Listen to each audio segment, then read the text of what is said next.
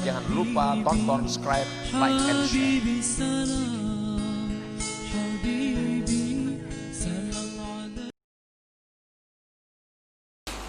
Jadi pal akil ya'rif anna gharada khalqihi ala ibadatu wal ma'rifah kama qala Allah ta'ala wa ma khalaqtul jinna wal insa illa liya'budun fa ayyu syai'in ya'uqul ibadah wal ma'rifah yatlubu minallahi ta'ala ay yukhrijahu minhu wa ma la fala.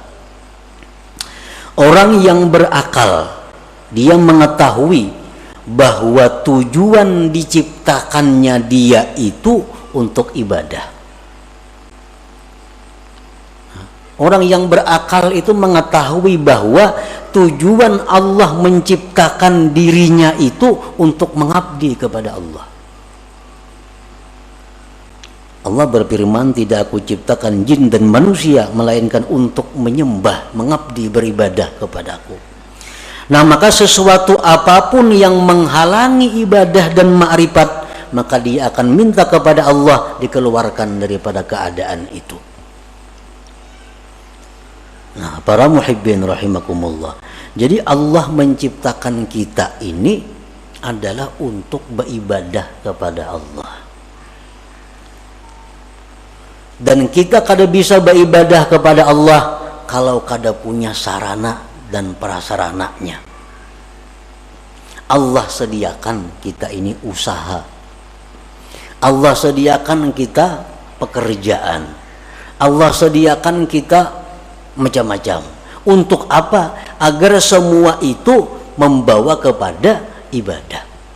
Nah, itu tujuan hidup yang diketahui oleh orang yang berakal. Lalu apapun pekerjaan, apapun keadaan yang menghalangi tujuannya itu ibadah, dia akan mundur dari keadaan itu dan berpindah kepada keadaan yang lain. Nah, ini orang yang berakal. Jadi tujuan hidup ini bukan kita berdagang, bukan. Tujuan hidup belaki, bukan. Tujuan hidup babini, bukan. Tujuan hidup berusaha, bukan. Nah, usaha suami istri itu hanya jalan untuk beribadah kepada Allah. Kalau semua ini menghalangi ibadah, berarti mesti ditinggalkan, dicari jalan yang lain. Nah, para muhibbin rahimakumullah. Nah, disitulah kita merenungi, disitulah kita disuruh tafakkur.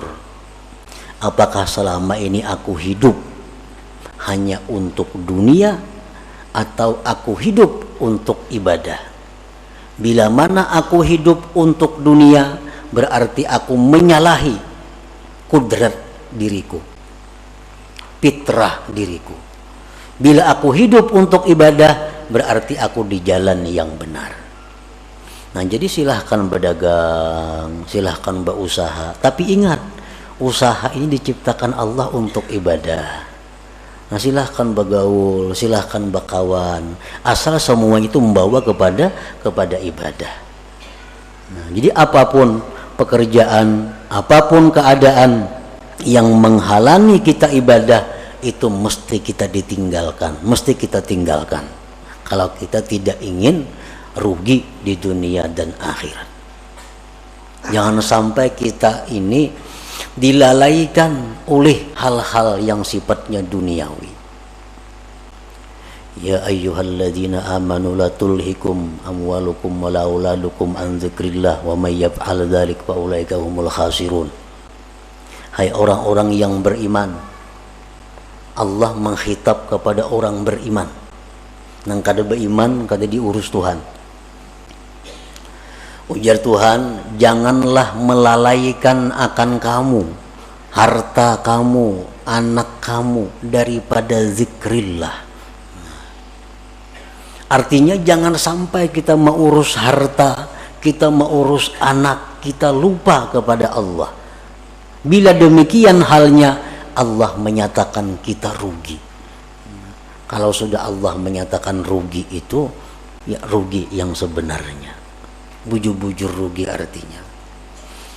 Nah, itu artinya Allah bukan melarang kita mengelola harta Allah bukan melarang kita mengelola anak, tetapi yang dilarang Allah jangan sampai itu melalaikan kita daripada zikrillah, daripada mengingat Allah. Karena mau urus harta kada sembahyang, karena mau urus harta sembahyang taqadha, karena mau urus harta kada sembahyang sunat, karena mau urus harta kada sembahyang tahajud, karena mau urus harta kada sempat menuntut ilmu. Nah ini yang dikatakan rugi, ujar Tuhan. Ayo urus harta, 10 bisi perusahaan, Allah kada melarang. Tapi sembahyangnya aktif, wiridnya tabaja, menuntut ilmunya jalan. Itu yang dimaksud dengan ya ayyuhalladzina amanu la tulhikum amwalukum wala auladukum an dzikrillah. Walhasil selama kita mengejar atau menuntut atau mencari dunia, lalu kita ketinggalan satu kali zikrullah, itu sudah rugi. Sudah rugi. Kenapa? Karena zikrullah yang sekali kita ucapkan itu kekal. Kekal, arti sampai akhirat bisa kita nikmati, bisa kita dapatkan manfaatnya. Sedangkan harta yang kita urus mati-matian ini, begitu kita mati, kita kada akan bisa dapat menikmatinya. Nah, itulah yang dikatakan Nabi Sulaiman alaihissalam.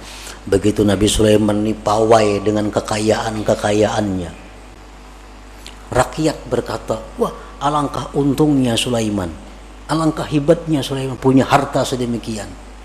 Sulaiman berkata, wahai rakyat, satu kalimat yang kamu ucapkan subhanallah lebih berharga dari semua yang Jangan lupa tonton, subscribe, like, and share.